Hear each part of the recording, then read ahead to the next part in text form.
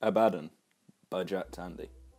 Synopsis. My film centres around a dark building that traps the souls of its victims. Its true intentions are hidden to those who find themselves in this place, but the longer you stay, the more it consumes you, until there is nothing left. My film will focus on two characters and their experiences with Abbadon. The meaning. So, in Hebrew, Abbadon is described as a place where lost souls dwell. I wanted to adapt this and bring it into current day by having Abbadon described as a house or a general building, luring souls in it to be trapped, forever roaming the halls of this building.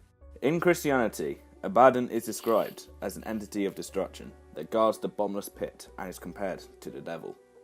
I would like to use this in my film, as during the length of the film, I would like to portray a sense that the character is being watched by a dark and ominous presence. For the audience and market.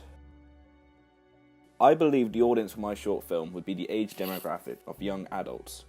I've chosen this as the film would explore mature themes and would be rather dark and so would not be suitable for teenagers.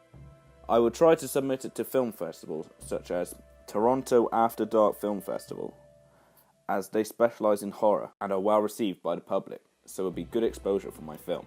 Abbadon Horror Festival would also be a viable option, as it is a Welsh film festival, so it would be close to home and would be more likely to take in a film made on Welsh soil. So, codes and conventions. The codes and conventions of a psychological thriller. Mirrors are commonplace in psychological thrillers, being used to present the character's darker inner self. This would be prominent in my film, as it reveals to the character the truth as to what has happened to him. Location is also very important. It needs to be set in a modern setting, and so I would be looking to film mine in an office or complex of sorts. If I was to film it in, say, an abandoned house or like somewhere in the village, that would be more closer to horror. It also has very low lighting to emphasize shadows and general darkness. I would want my short to be filmed in as little light as possible to put emphasis on the character's growing corruption. So, comps. What links all these films together is the use of a haunted house, although in mine it's not really a haunted house. They all have scenes where it is poorly lit and the protagonist is trapped inside.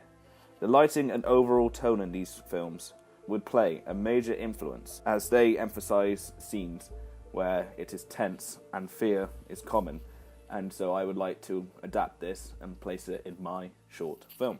Test shots. So, these were the first edits I did to get the look of my soulless characters. I chose to get rid of their eyes, as it is said that the eyes are the window to the soul, and by removing them emphasizes their loss of soul. I also did this as it makes them look like husks, and generally quite creepy. These are the first concept shots I took for my proposal. I wanted to focus on making the setting as dark as possible and obscuring as much light as I could. This is why I edited the stairs to be this dark, as I wanted the top of the stairs to not be visible, as though to make it covered in shadows and mystery. For my second test shot, I wanted this to act as the reveal for the character, where he sees what he has become. This shot is vital, as mirrors are typically used a lot in psychological thrillers, and so will not look out of place in my short film.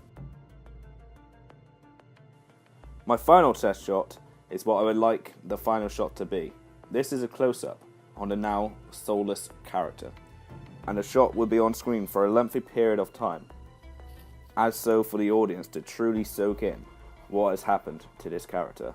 None of these shots have made it into the Rippomatic, as I find what I am trying to portray is stronger without it. I have borrowed scenes from Angels in Manhattan, an episode from Doctor Who, but changed the narrative to suit my film. Now sit back and enjoy my Rippomatic.